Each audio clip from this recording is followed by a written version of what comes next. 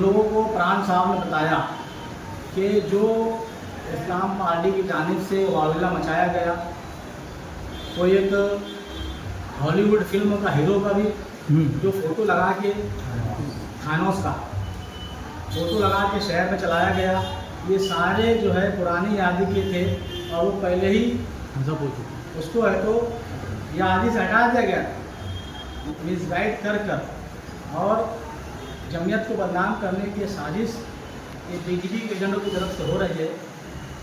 Social democratic party of India पुरजोर अंदाज में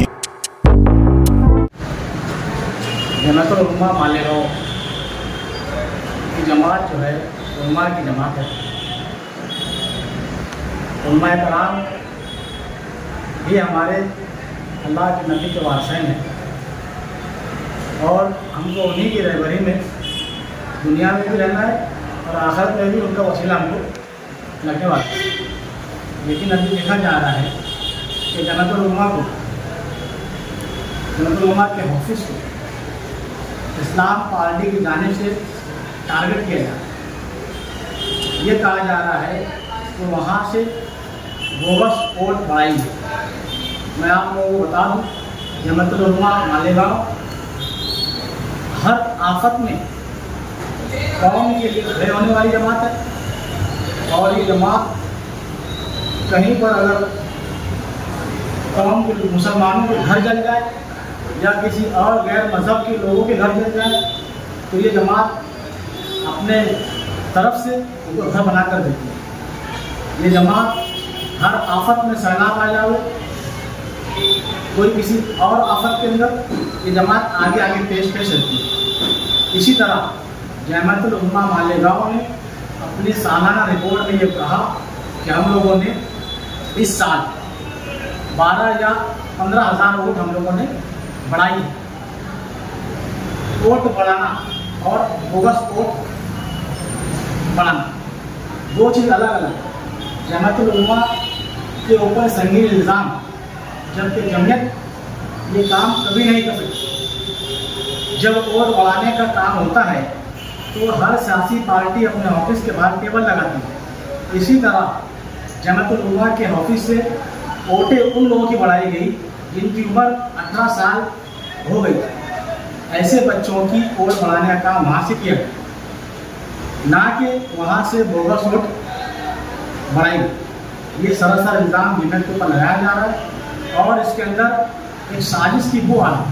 हमको SDPI को ये खदशा है कि कहीं भाजपा इस मुद्दे को लेकर जमात उम्मा को टारगेट ना करे और जमीयत की बदनामी ना करे।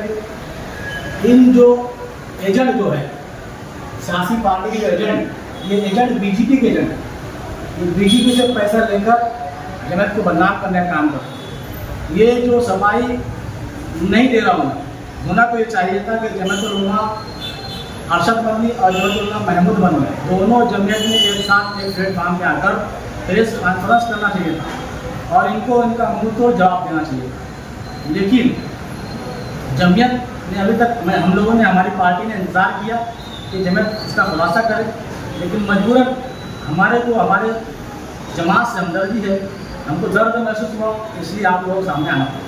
डेटा निकाला है कि डबल वोट है या बहुत सारे लोगों की 5-4 वोट है, अलग अलग महल्ले से भी वोट है, इस बुनियाद पर ये इल्ज़ाम लगाए हैं। देखिए, हम लोगों ने इलेक्शन कमीशन जो है मालेगांव शहर के जो SDM है सदगीर साहब, उनको हमने निवेदन दिया कि ये डबल वोट जो है वो कट होनी चाहिए। हम लोगों को प्राण साहब ने बताया कि जो इस्लाम पार्टी की जानिब से वाविला मचाया गया, कोई एक हॉलीवुड फिल्म का हीरो का भी जो फ़ोटो लगा के खानोस का फ़ोटो लगा के शहर में चलाया गया, ये सारे जो है पुरानी यादी के थे और वो पहले ही उसको है तो यादी से हटा दिया गया।